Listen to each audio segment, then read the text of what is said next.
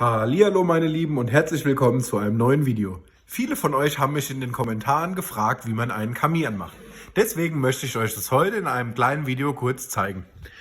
Ihr braucht dafür ein Feuerzeug, etwas um die Flamme zu verlängern, einen Anzünder, kleines Holz und mittleres Holz. Zuallererst macht ihr euren Kamin sauber. Ich habe das vorher schon mal gemacht, weil das ansonsten echt langweilig ist. Dann tut ihr den Anzünder rein. Das kleine Holz, ich nehme da immer so eine Handvoll, verteilt ihr locker drauf. Gerne auch ein bisschen schräg, bisschen kreuz und quer. Dann das mittlere Holz, von klein nach groß sortiert. Ich habe jetzt einfach genommen, was ich so da hatte, weil ich zu faul war, Neues zu spalten. Deswegen sieht das ein bisschen aus wie Kraut und Rüben. Das lege ich hier so drauf, dass auch immer schön die Luft dran vorbeigeht. Einfach irgendwie rein, nicht zu locker, nicht zu dicht.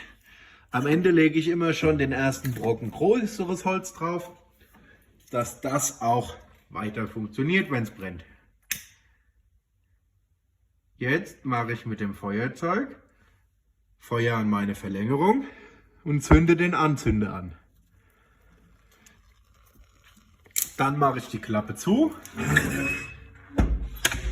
Wichtig ist dabei auch, dass das Feuer genug Luft bekommt. Dazu die Nachströmöffnungen kontrollieren. Ich mache immer die Ascheklappe auf und die Abluftklappe auch kontrollieren.